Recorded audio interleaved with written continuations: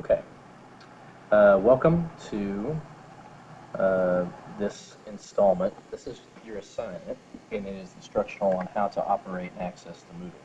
So currently you go to your desktop and you would click on Mozilla Firefox. That'll bring you to our school webpage. You can get to our site through a couple different means. One, you can go through schools and high school and teacher web pages and go to Mr. Banks's class. And when you scroll down from there, there's the Moodle button. Or, this is an easier way, you can simply go to Students and Online Class, and I'll ask you for a login prompt. Now, I'm already logged in because I've already hit my save buttons and such, but primarily when you come in, you might want to bookmark this by going to bookmark this page, and then it'll ask what you want to call it, and you can just call it Moodle Login so that you know, and you can hit Done, and it'll have it there for you. So when you go back to bookmarks, you see the Moodle login. Okay. Next, you want to make sure that you're logged in over here, because just because you're in this site doesn't mean that you're there. Even though you can access these things, you still can't operate on it. So once you're logged in, and I'm not logged in, you click that, and it will ask you to log in. I suggest you go ahead and remember your username and password, since it's basically your netbook, and no one else should be accessing it. Once you go in, it may ask you for some information. Well, first, when you go down here, your first information is to find the high school, and these are all the classes that are available so far. You go to Language Arts. You access Language Arts, and here is your English teachers. They are also located over here on the left-hand side. But you can click here on Mr. Banks, and then you'll have a plethora of choices.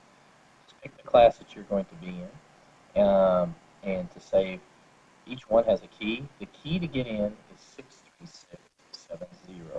That is our zip code. Now, I'm already accessed into every class, so you won't get to see that. But what will happen is once you get into these classes, um, they will be available to you here. And this is the rubric. And to increase, let's say, your screen size, if you hit Control and the plus button, it increases and makes the screen larger. If you hit Control and minus, which is at the top, it will decrease it so you can read everything that's going on here. That's how I grade my forum posts for my creative writing class. Also remember that each time you have a forum discussion, it'll be graded based on the writing format, which is up here. Anything else, like assignments, Dropboxes, projects, links, etc., have specific names as well as time constraints, meaning that it'll only be up for a certain amount of time. It's your responsibility to review and prepare these assignments, specifically when they are due. So if you're at home and you're in the event that you're working at home, and let's say the assignment didn't upload, or I don't know, your internet got disconnected, something minor, just save the assignment on your netbook or jump drive that you might have available and present it to Mr. Banks or me, I guess, on the day or before the day it's due. Don't wait till afterwards.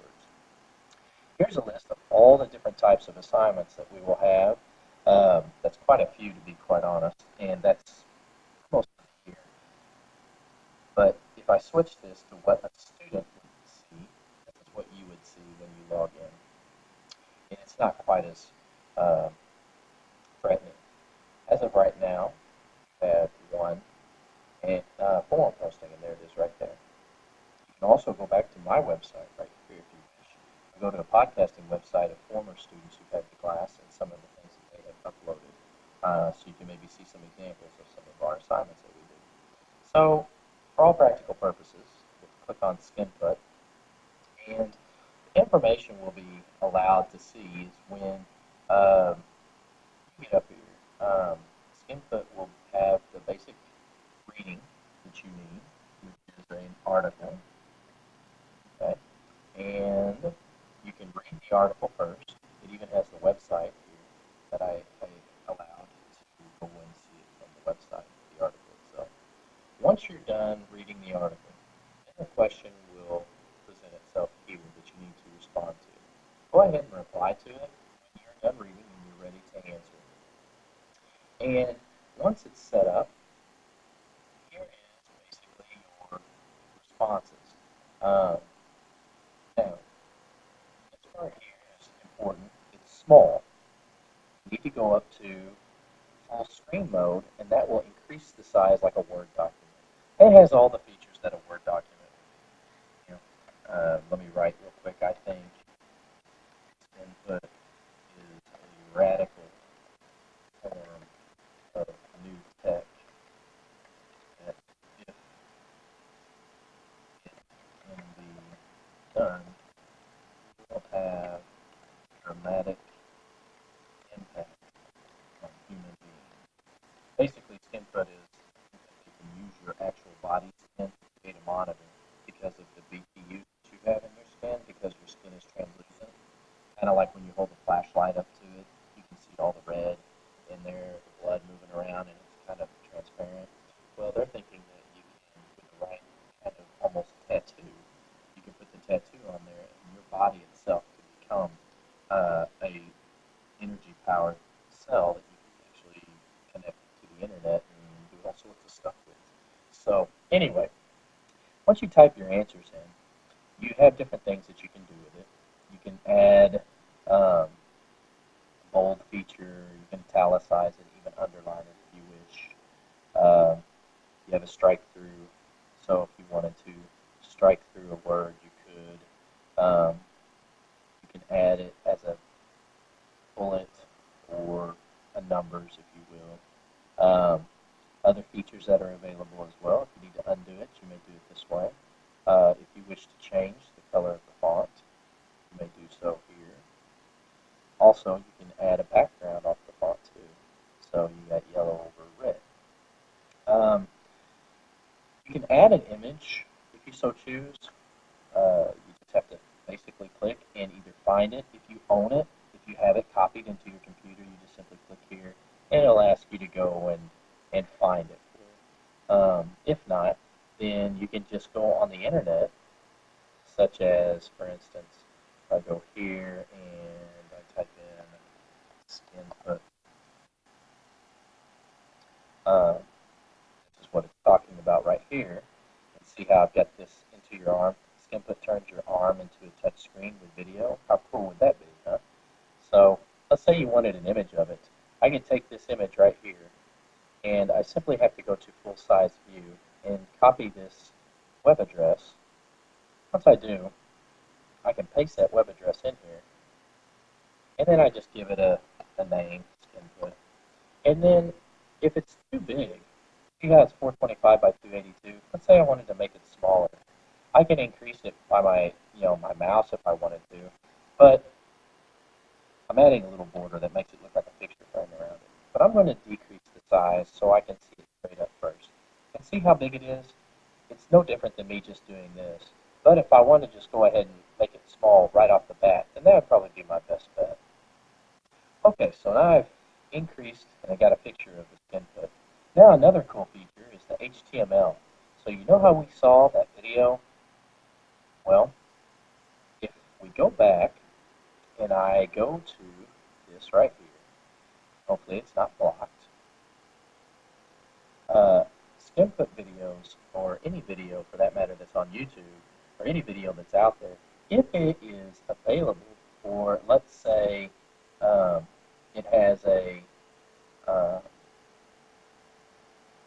one doesn't. It has to have a code to embed in it. So that one doesn't have a code. Well, maybe it did, and I just missed it. Let's go up here real quick. Mail, email, no. Sometimes we can get lucky.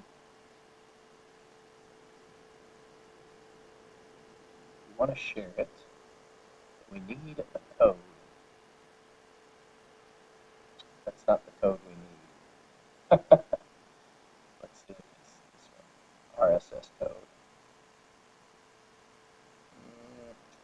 No, that's not what I need either.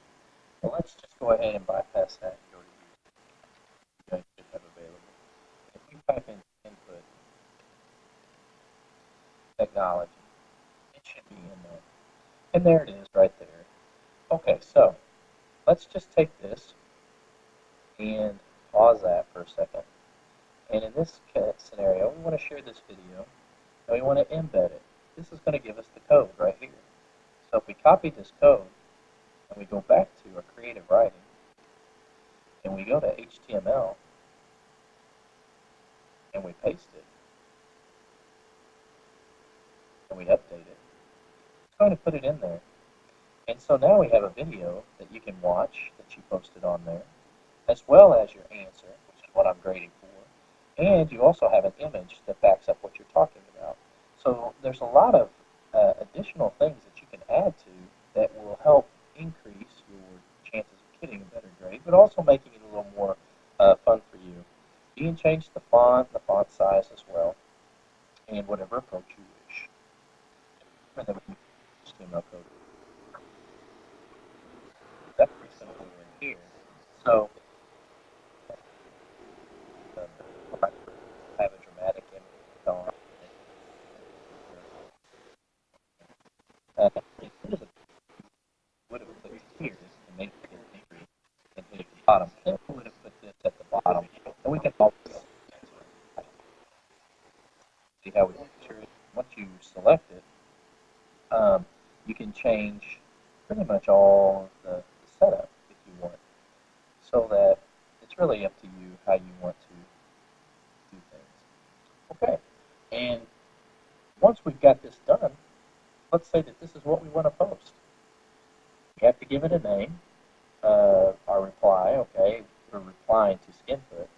And if we put our web address in there, it will send me copies of posts that people have put in there. So if I have an email address, which you could put your Gmail account, and you want somebody, or you will get every response that other people get, so you can give responses to them if you want. If this is an assignment that I require you to attach something to, let's say a Word document or a PowerPoint or something, this is where you go into the attachment, and you would go to Files, and you'd simply add it in right here. When you think you're done, all you do is post to the form. And if you do post to the form, well, then it's there, and you have exactly 30 minutes to go back in and edit it before it becomes permanent. Okay? All right. And that's primarily how you go about doing a form posting.